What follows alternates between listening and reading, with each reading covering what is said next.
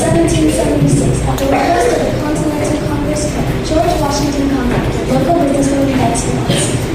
Excuse me, that's General George Washington. Huh? Who are you? I'm the official type of fact checker. Just making sure we keep everything on the up and up. It's insurance thing. How about President George Washington? Not yet, he's still a general. Okay.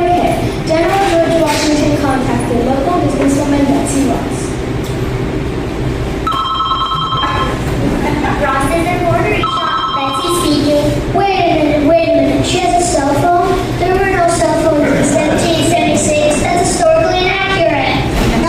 Don't be so picky. Back to the story. Good morning, Mrs. Ross. This is George Washington. Well, hello, General George Washington.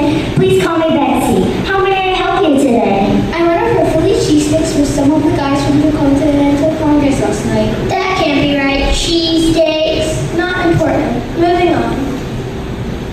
As we were chatting, we decided that America needs a national flag. That sounds like a wonderful idea. Yes, we think so too. Have you decided what this flag should look like? We drew up some ideas on a laptop. I'll send them to you right now. Just got your text, General George Washington. Ooh, I love the red and white stripes. There's one for each state. Colony. There's one for each colony.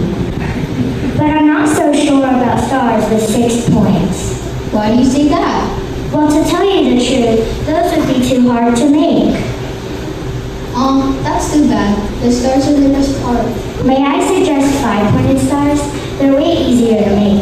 I could fold the fabric into little triangles and make a perfect star with a single snip of my scissors. That sounds great. So what do you say? Will you make a flag, Mrs. Ross? I'd be honored to. Without delay, Betsy sewed the first American flag and sent it over to George by Pony Express. Oh, you've got to be kidding. The Pony Express didn't exist for another 100 years. Washington and the Continental Congress loved Betsy's flag so much, they nicknamed her Ross the Boss and awarded her free cheesesteaks for life. Oh, good grief.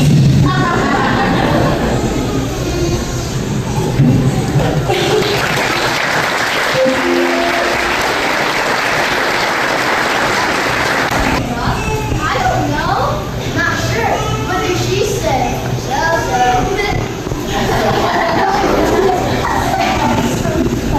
Hilarious. What did one flag say to another flag? Nothing. It just waved. My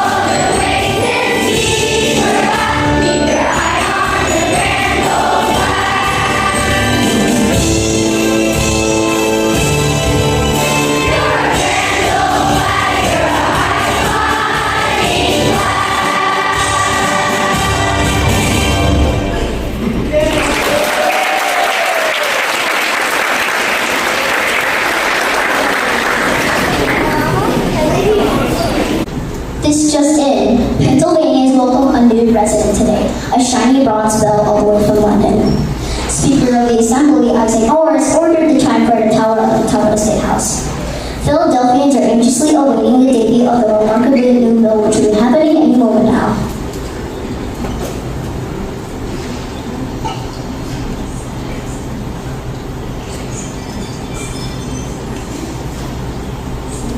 A joke about the Liberty Bell? I did, and it cracked me up. People say my good jokes aren't funny, but I always chime in with a good fun. That's a real humdinger. I got one. Why did the Liberty Bell take up a hobby? I don't know. To be more well-rounded.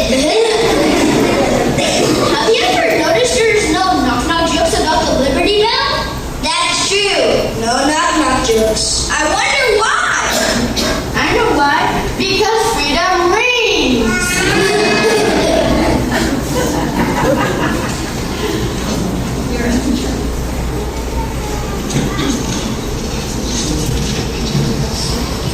An update on the bell story we've been covering. After a disastrous test ring,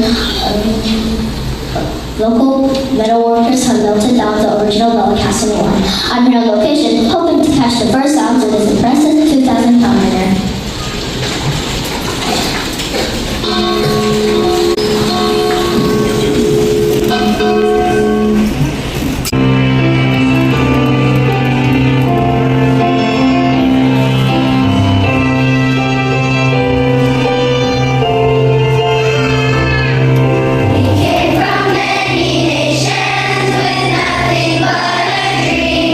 We sail from distant shores.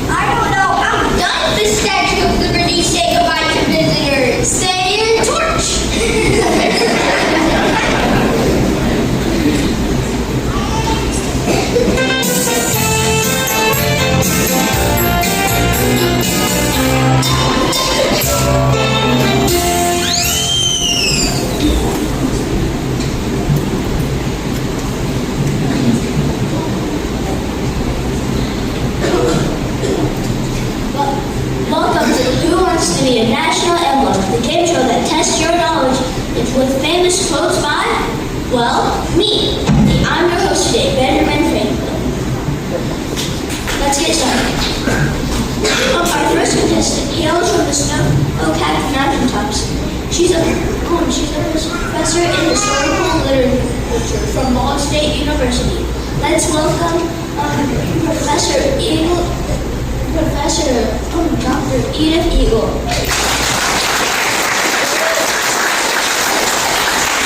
Thank you. It's a pleasure to be here. I'm a big fan.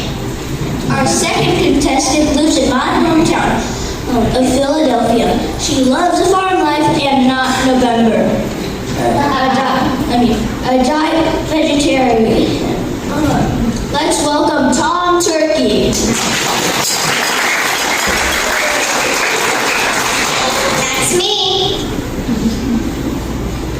Let's get started. Contestant number 1 and finish this famous Benjamin quote. Well done is better than Well said. That's right. At 1 point for Professor Eagle. The next quote is for you, Tom. A true friend is the best. Corn? I'm sorry to say that's wrong, but you get 2 more guesses. A true friend is the best. Corn on the cob? That's incorrect, Tom. You get 1 more try. You get 1 more try. A true friend is the best. Cornflakes? That's incorrect, Tom. I'm sorry. I know. A true friend is the best possession. That's right. That's right. It's possession. So the second point goes to Professor Eagle. Let's make the final round double or nothing. This one's for you, Tom. Haste makes. Corn? No. You got this, Tom. Haste makes. Taste? It rhymes. Haste makes. Taste of corn? I know. Haste makes wings. It's haste makes wings. That's correct. I'm sorry to say that the turkey is out. And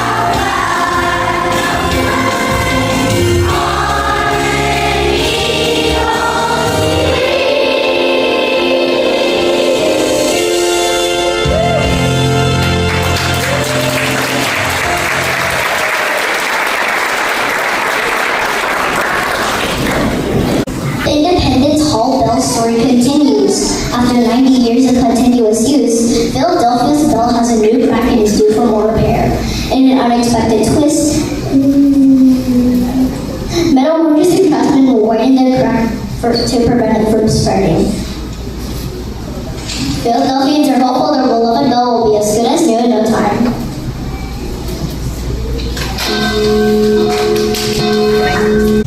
Hey Teddy, any idea which Americans tell the most jokes?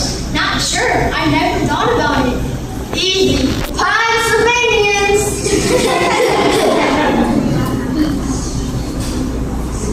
And what's the happiest state in the Union? Maryland.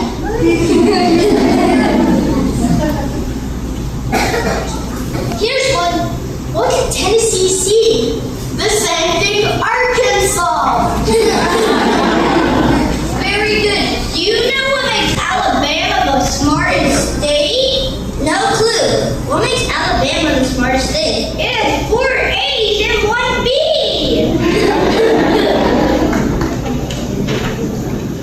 Here's one from my neck of the woods. What do you get when you cross a New Yorker with a curly-haired dog? I'm determined to think of something. A Yankee Poodle.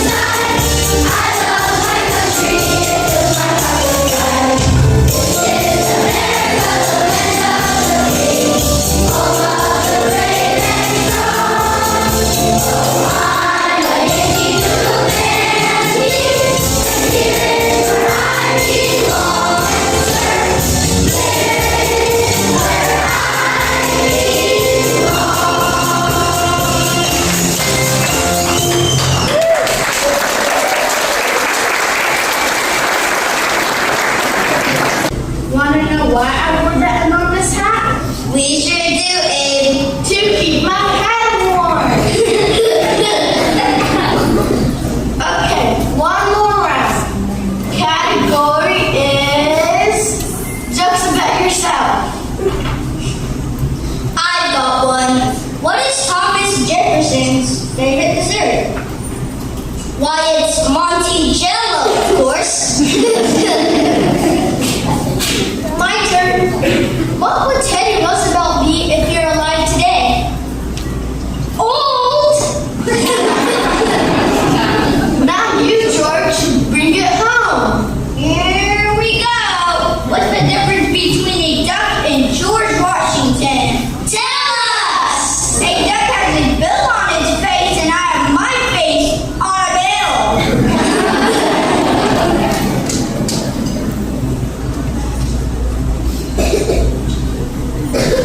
We interrupt the regularly scheduled program with some late-breaking news.